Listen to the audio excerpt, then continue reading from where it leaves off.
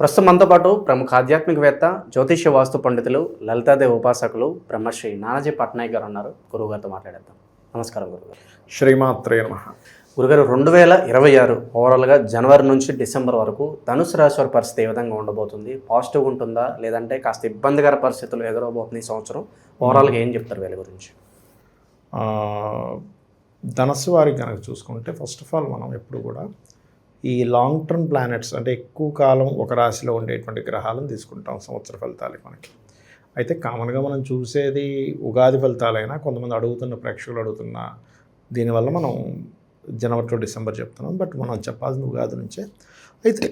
అయితే ఇక్కడ ఈ సంవత్సరం ఈ రాహుకేతువులు నవంబర్ వరకు 2026 నవంబర్ వరకు సేమ్ ప్లేస్లో ఉంటారు. రాహు తర్వాత ధనుసు నుంచి 2వ స్థానంలోకి ప్రజెంట్ ఇప్పుడు 3లో ఉన్నాడు. కేతువేమో అష్టమంలోకి వెళ్తాడు. గురువు సప్తమంలో ఉన్నాడు ప్రజెంట్, తర్వాత అష్టమంలోకి వస్తాడు జూన్ నుంచి. శని భగవానుడు మాత్రం వీళ్ళకి ఈ సంవత్సరం అంతా కూడా అర్ధాష్టమ శని నడుస్తుంది.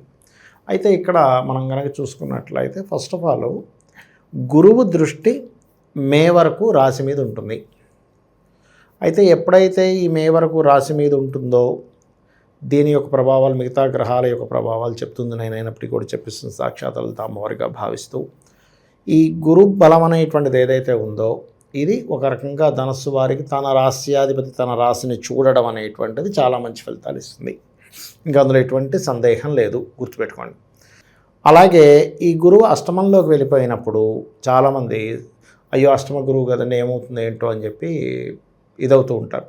కానీ అష్టమ గురువు ఎప్పుడూ కూడా మీకు ఇచ్చేటువంటి రిజల్ట్ ఏమిటి అని చెప్పి చూసుకున్నట్లయితే అష్టమాధిపతి అంటే చతుర్థాధిపతి అష్టమంలో ఉండడం మూలంగా ఈ పూర్వీకుల ఆస్తుల్లో ముఖ్యంగా తాతగారి ఆస్తి లేదా తండ్రి గారి ఆస్తి ఇటువంటి విషయాల్లో గతంలో ఏవేవైతే చిన్న చిన్న డిస్టర్బెన్సెస్ ఉన్నాయో అవన్నీ కూడా క్లియర్ అవ్వడం జరుగుతుంది. అయితే ఈ సప్తమంలో మారకముందు ఇచ్చేటువంటి రిజల్ట్ ఏమిటి అని చెప్పి చూసుకున్నట్లయితే వీళ్ళు గురుబలం ఎప్పుడైతే ఈ రాశి వారికి మే వరకు ఉందో ఏదైతే ప్రయత్నం చేస్తారో లేకపోతే మీడియేటింగ్స్ చేస్తూ ఉంటారు, మీడియేటింగు లేకపోతే మధ్యవర్తిత్వం చేసేవి, ఇటువంటి విషయాల్లో చాలా చాలా చాలా అనుకూలంగా ఉంటుంది ఈ పరిస్థితి అనేటువంటిది. అలాగే మరొక విషయం ఏంటంటే ఇక్కడ గమనించినట్లయితే ఈ రాశినాథుడు ఎవరైతే ఉన్నారో ఈ రాశినాథుడు ఎప్పుడైతే అష్టమంలోకి వెళ్తున్నాడో జూన్ నుంచి ఎవరైనా ఏదైనా ఇప్పుడు మనకు చూడండి ఏదైనా ఒక రీసెర్చెస్ లాంటివి ఉంటాయి, రీసెర్చ్ రిలేటెడ్ సంబంధించినటువంటివి ఏవైతే ఉంటాయో ఆ రీసెర్చ్ రిలేటెడ్ సంబంధించిన విషయాల్లో అనుకూలత అనేటువంటిది పెరుగుతుంది, గుర్తుపెట్టుకోండి. ఇక వీళ్ళకి ఫైనాన్షియల్ మ్యాటర్స్ ఇవన్నీ ఎలా ఉన్నాయి ఏంటి అని చెప్పి చూసుకున్నట్లయితే ఫైనాన్షియల్గా అయితే గ్రోత్ ఉంది. అర్ధాష్టమ శని నడుస్తున్నా ఫైనాన్షియల్ ప్రాబ్లమ్స్ అయితే పెద్దగా ఏమీ ఉండవు. ఎందుకంటే జూన్ నుంచి ఎలాగో మనకి గురువు ఎగ్జాల్టెడ్ హౌస్లోకి వచ్చి 2వ స్థానాన్ని చూస్తున్నాడు కాబట్టి ప్రాబ్లం ఏమీ లేదు. అదేవిధంగా 3వ స్థానంలో ఉండేటువంటి రాహు కొంతవరకు వీళ్ళు చేసేటువంటి విదేశీ ప్రయత్నాలు ఆన్లైన్లో ఏదైనా సేల్స్ కోసం ప్రయత్నం చేసేటప్పుడు మాత్రం చాలా బాగుంటుంది. కాకపోతే ఈ ఆస్తి ప్రాపర్టీ స్థానంలో వీళ్ళు జనరల్గా కొనుగోలు చేద్దాం అనుకునే స్థానంలో శని భగవానుడు ఉన్నాడు కాబట్టి ఇక్కడ ఇచ్చేటువంటి రిజల్ట్ ఏమిటి అని చెప్పి చూసుకున్నట్లయితే ఏదైనా ప్రాపర్టీ తీసుకోవాలి అని అనుకున్నప్పుడు మాత్రం కాస్త ఆలోచించి తీసుకోవాలి. ఎందుకంటే ఇక్కడ శని ఉన్నప్పుడు ఏమవుద్దంటే కొన్ని లిటికేషన్స్ ఉన్న ప్రాపర్టీస్ తీసుకోవడం, అందులో ముఖ్యంగా ఆ ప్రాపర్టీస్లో కూడా ఎవరైనా ఏజ్డ్ పర్సన్స్ వచ్చి అడ్డుపడ్డం. ఇప్పుడు చూడండి, మనం ఒక్కోసారి ఎవరో ప్రాపర్టీ అమ్ముతారు, వాళ్ళ పెద్దవాళ్ళు ఎవరో మేము అమ్మము మేము సంతకం పెట్టమంటూ ఉంటారు. అటువంటివి కొంత ఉంటుంటాయి వీళ్ళకి. అలాగే ఇక్కడ వీళ్ళకి సంతాన సంబంధించినటువంటి విషయంలో ఈ సంవత్సరం జూన్ నుంచి అనుకూలత ఉంది, దానికి ఏం ప్రాబ్లం లేదు.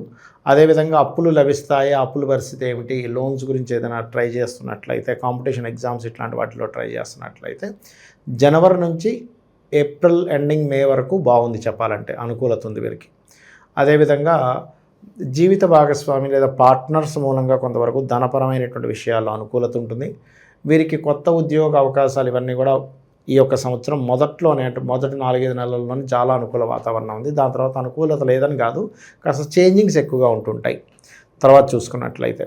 అదేవిధంగా వ్యాపార అభివృద్ధికి కూడా వ్యాపారంలో లాభాలకు కూడా సంవత్సరం మొదట్లో చాలా చాలా బాగుంటుంది, దానికి ఏం ఇబ్బంది ఏం లేదు.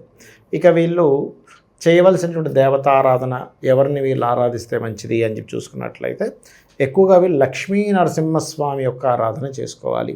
ఇక్కడ 2 రకాలుగా పనిచేస్తుంది. ఒకటి వీళ్ళ జనరల్గా లక్ష్మీ నరసింహస్వామి అనేటువంటిది వీళ్ళకి నడుస్తున్నటువంటి అర్ధాష్టమ శని యొక్క ప్రభావాన్ని తగ్గిస్తుంది.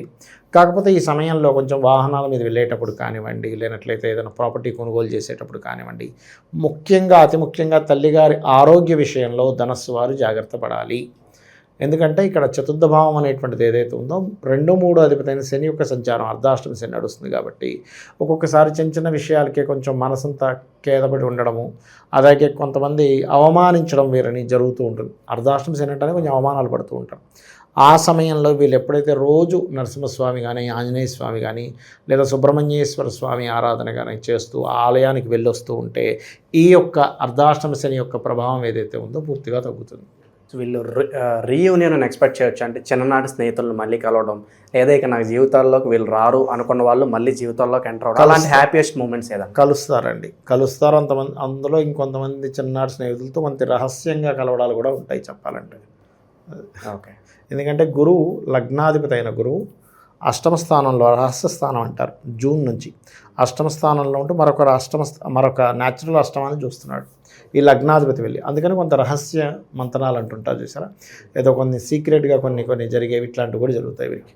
సో నవగ్రహ దోషాలు ఏమైనా సంభవించే అవకాశాలు ఉన్నాయా? దాని రిలేటెడ్ ప్రత్యేకంగా పూజలు చేపిస్తే బాగుంటుంది అంటారు? నవగ్రహాల్లో ఒకటేనండి ఇక్కడ వీళ్ళకి ఏంటంటే, ఒకటి సర్వసాధారణంగానే వీళ్ళకి కేతు 9లో ఉన్నందుకు జనరల్గానే వీళ్ళు రకరకాల వీటికి వెళ్ళడం అనేటువంటిది కనబడుతుంది చాలా స్పష్టంగా.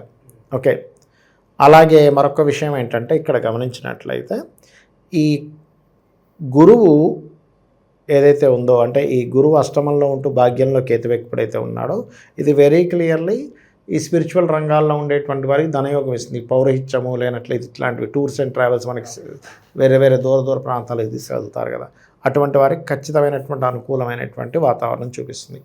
అలాగే మరొక విషయం ఏంటంటే, ఈ శని భగవానుడు ఎవరైతే ఉన్నారో, ఈ శని 4లో ఉన్నందుకు వీలైనంత మట్టుకు వీరు చండీ పారాయణం చేసుకోవడము, లేదా శని గ్రహానికి సంబంధించినటువంటి జపము, లేదా శని భగవానుడి దగ్గర దీపారాధన, ఇవి కనుక చేసుకుంటూ ఉంటే చాలా మంచిది. అంటే మెయిన్గా శనికి కేతువుకి ఎక్కువగా వీళ్ళు చేసుకుంటూ ఉండాలి. కాకపోతే కొంచెం ఈ కేతు 9లో ఉన్నందుకు కొంచెం తండ్రి కొన్ని విషయాల్లో ఆగడం, వీళ్ళకి కొంచెం హైయర్ ఎడ్యుకేషన్ విషయంలో కూడా కొంత స్ట్రక్ అవ్వడం, ఇటువంటివి చూపిస్తున్నాయి. కాబట్టి ఈ యొక్క విషయాల్లో జాగ్రత్తగా ఉండాలి. సో ధనపరంగా ధనం అలా నిలబడాలి, కాస్త ఆర్థిక పరిస్థితి బాగుండాలంటే ప్రత్యేకంగా సంవత్సరం మొత్తం కూడా ఎటువంటి రెమెడీ చేసుకుంటే బాగుంటుందంటే ఏం చెప్తారు? వీళ్ళు నన్ను అడిగితే వెంకటేశ్వర స్వామి ఆరాధన, లేదా వారాహి అమ్మవారి యొక్క అష్టోత్తరము, ఇవి చేసుకోవడం చాలా ఉత్తమం వీరికి. ఓవరాల్గా ధనుసు రాశి వారి పరిస్థితి 2026 ఎలా ఉండబోతుందో అద్భుతంగా వివరించారు. ధన్యవాదాలు. శ్రీమాత్రే నమః.